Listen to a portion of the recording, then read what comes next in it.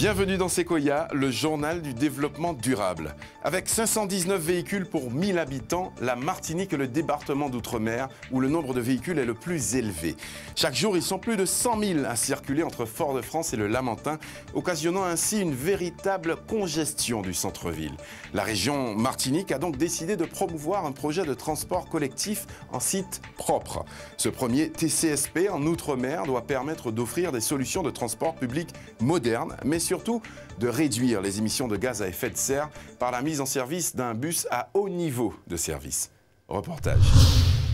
La Martinique est pionnière en Outre-mer et son projet de transport collectif en site propre montre le chemin à suivre dans les autres territoires insulaires où la problématique du déplacement reste entière et où les nuisances liées au transport peinent à trouver des solutions.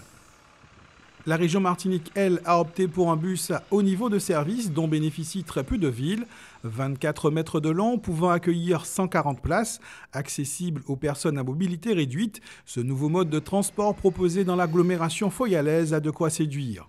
La population attend ce projet avec impatience parce qu'aujourd'hui, on voit bien que les transports en commun de voyageurs ne sont pas performants. Et l'idée, c'est d'amener plus de Martiniquais dans les transports en commun.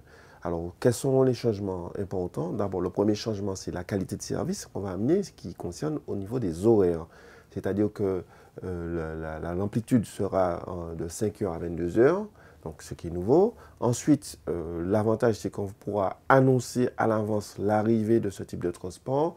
Donc, les Martiniquais sont à quel moment ils pourront le prendre, à quel moment ils vont arriver au point où ils le souhaitent.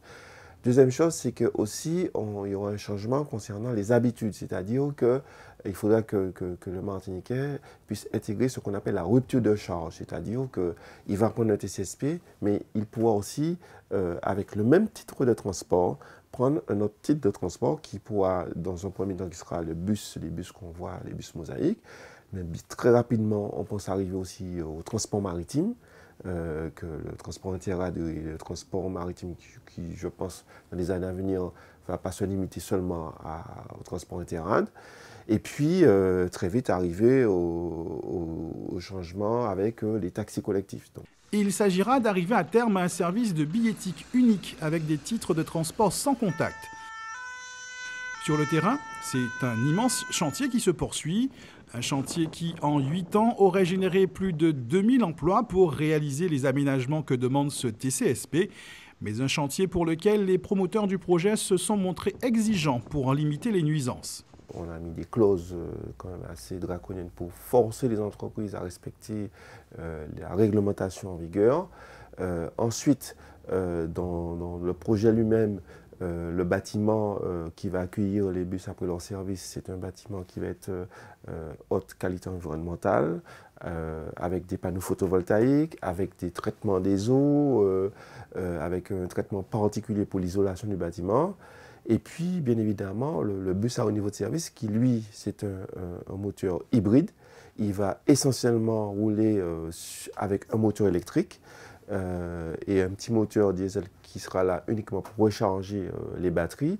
Donc, diminution des nuisances sonores et bien évidemment, diminution des émissions de gaz à effet de serre. Les 2 lignes de TCSP relieront le centre-ville de Fort-de-France et le Lamentin en empruntant un couloir dédié permettant de maîtriser les horaires et la régularité que ne peuvent fournir les systèmes de transport existants actuellement dans cette zone saturée.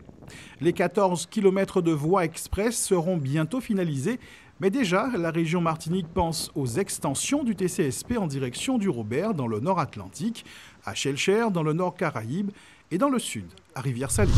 Merci de nous avoir suivis. Ainsi s'achève Sequoia, le journal du développement durable. Et n'oubliez pas, la planète est notre île. Protégeons-la.